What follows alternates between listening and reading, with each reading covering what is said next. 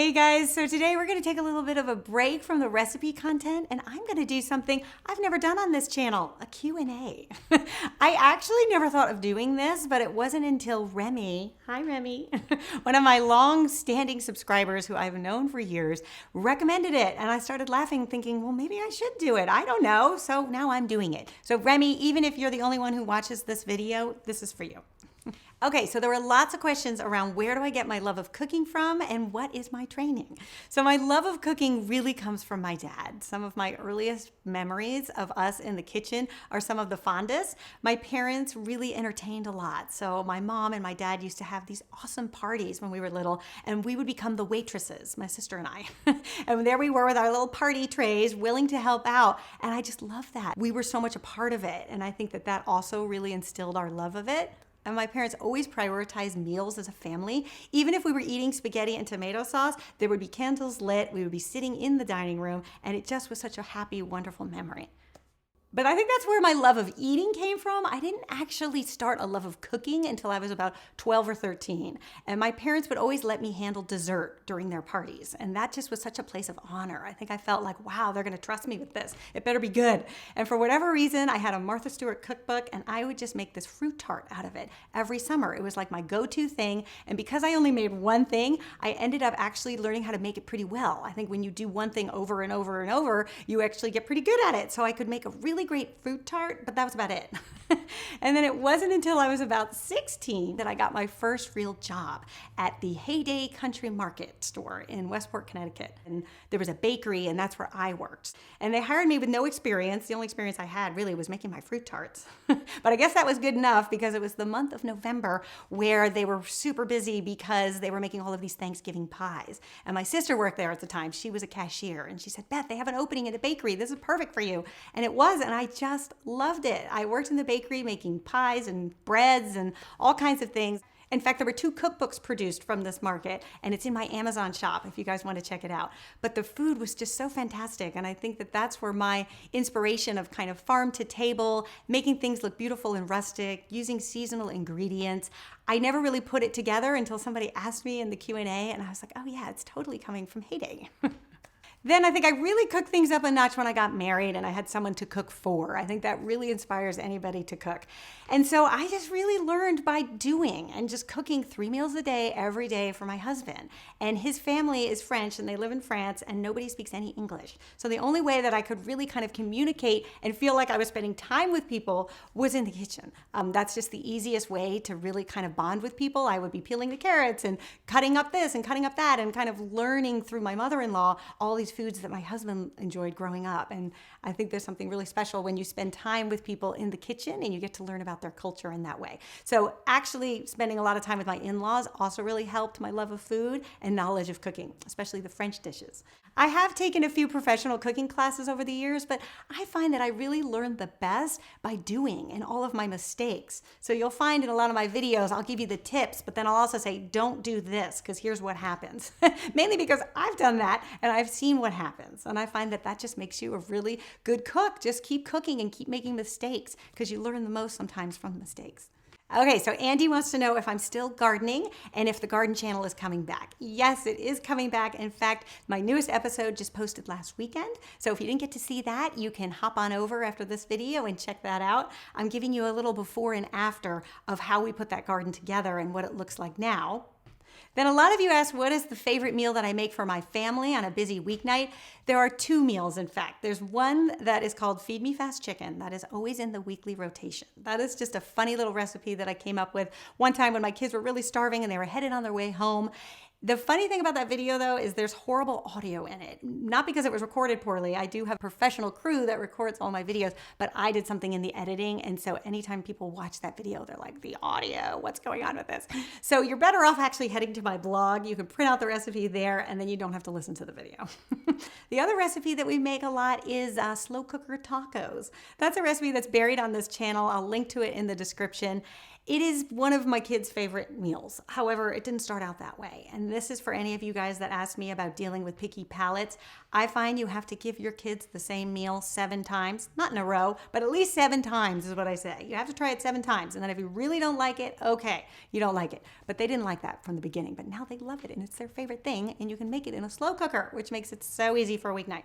Then a lot of you guys asked about a house tour. You'd love to see a tour of the house. I would love to share a tour of the house, but there are a few little projects that I need to complete before it's ready for prime time. But I will tell you this, I'm going to be doing a kitchen tour. So I've been working on this kitchen for years. It's finally done. I can finally show you guys what this kitchen actually looks like, including shots of what it looked like before, which is nothing what it looks like now. So Malia, you wanted to know what my job was before I started doing YouTube full time.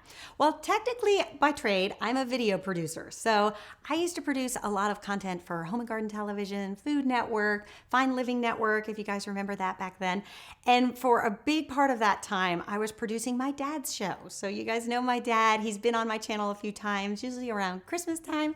He's an interior designer and was on HGTV for many years. I was his producer, directing the cameras, telling him what to say, what to do. And we would go through all of these countries shooting these incredible interiors and gardens. We went to Spain, we went to Japan, we went to Australia, France, Germany, Sweden. We had such a blast, and those are some of my most favorite memories with my dad. But then after producing for cable television for a while, I really wanted to get into the digital world because I saw everything going online.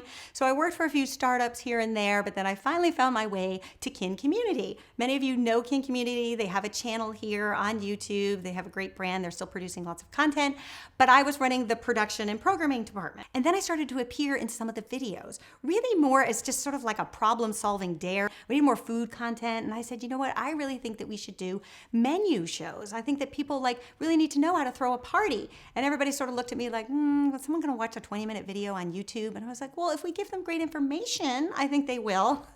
So my boss at the time was like, okay, give it a try. I said, I cook, I entertain all the time. I have recipes I can share. Let's give it a go.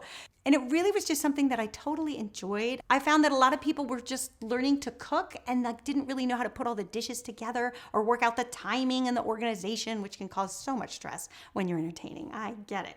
So after doing that for a while, my boss said, do you want your own channel? And I said, yeah, I think I kind of do. I think there is a need for entertaining. So then we launched Entertaining with Beth, and I worked on it for 7 years, and that brings us to where we are today. And yeah, that's how I started the channel.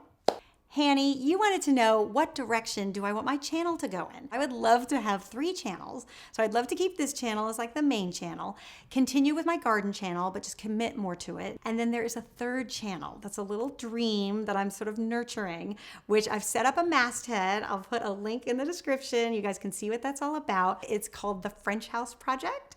And this is a project that my husband and I really want to make happen for our family, which is to buy an old house in France and fix it up. And then I would just do vlogs and show you guys kind of what the house looked like before and take you through the process as we shop through the flea markets and fix it up and turn it into what I hope would be a really fun family home. So if you want to follow along with that adventure when I finally decide to do it, you can subscribe to that channel and you can see what that looks like. Okay, so Black Tulip wants to know, how did I meet my husband?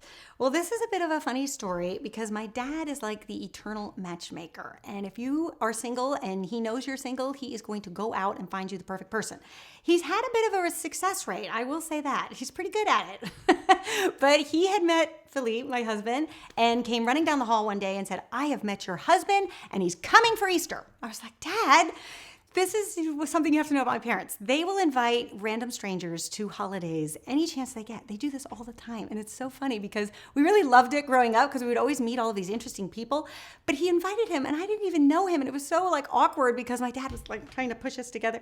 We thought it was funny. We got a kick out of it. And then we were friends for a long time because I think the pressure of oh, we got to get together was just too much. But after I spent time with him and we would, go out on our little rollerblading dates or we would go to the movies or we would just hang out together, I was like, Dad, you really know how to pick him. He was right.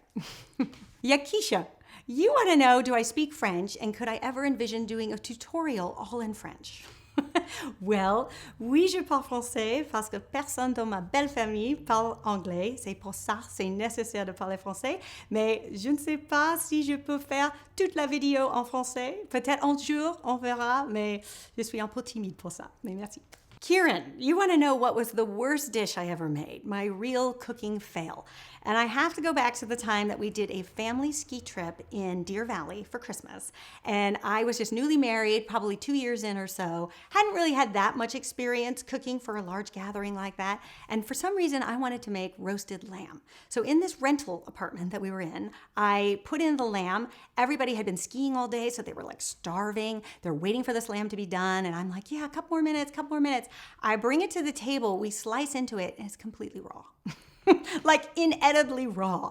And everybody's being polite and they're kind of like working around it and everything. And come to find out that the oven in this rental was not really operating properly. So my 2 tips for you anytime you're roasting meat is get an oven thermometer. I always rely on it because even though you set the oven for like 375, sometimes it does not run at temperature. And an oven thermometer will tell you that. And then also use a meat thermometer. So before you cut into it, you'll know if the meat is done. But I didn't know these things back then. And everybody was super polite. And to cut kind of the tension, because I just felt so badly that this meat was so raw, my brother looked to me and started laughing and said, "Don't worry, Beth, we can take this down to the zoo. The lions will love it." Emiliana, forgive me if I'm not pronouncing that right. You asked me lots of really good questions, and I think I probably answered a few of them. But the one that I think is a good one to answer is about my daughters and how to encourage them to cook, and are they enjoying cooking and entertaining. And I have found that the best way to get your kids involved in cooking is just make the kitchen an open door policy. I think it's really hard as moms because we're stressed or we're trying to get things ready, especially around the holidays when the pressure is on, and that's when the kids really want to kind of get in there and help.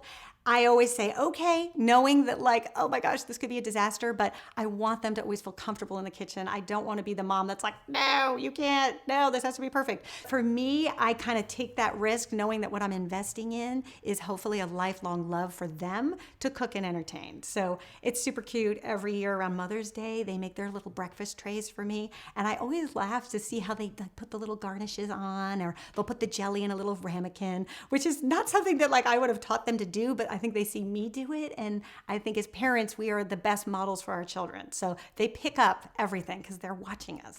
So Nisa, you want to know if I shoot my videos myself or if I have a team. Well, let me tell you this. I have done both. I definitely prefer having a team. I have a DP who shoots all of kind of the interviews that you see, as well as shoots the tight shots, all those moving shots that you guys love of the food. And then I have a second cameraman that gets all of my wide shots for me and shoots kind of more of the process parts of the video. I also have a production assistant that does all the slating of the videos so that all of my files are well organized. That makes such a difference because I do edit most of the videos unless I have a brand deal, which you know I'm really happy when I have a sponsored video because that means my DP can edit it for me. I can afford to do that. That's so much better. And then I also have a digital media manager that takes care of all of the camera footage and labels it and makes sure that we're not recording over things and that everything is organized. And then lastly, I also have a really talented multitasker who helps our cameraman with all of the grip and the lighting, but then also does the dishes because you can imagine how many dishes pile up when you're shooting anywhere from 4 to 5 recipes a day. I call him the secret weapon, Nick. And Wesha, you would like to know, do I like Indian food? I love Indian food. And in fact, it's one of the cuisines that I am most intimidated by.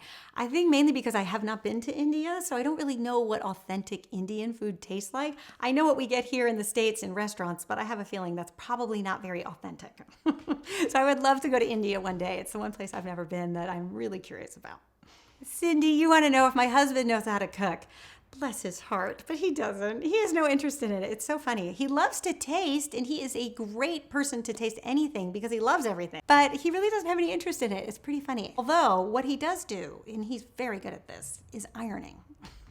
I know this sounds crazy, but he loves to iron. He will take a stack of laundry and sit in front of like some soccer match and sit there ironing everything. And I'll come in and all my shirts are ironed, my jeans. He irons jeans. I mean, who does that? Crazy. So I love him for that. Erica, you want to know if I would ever try out for the Food Network star.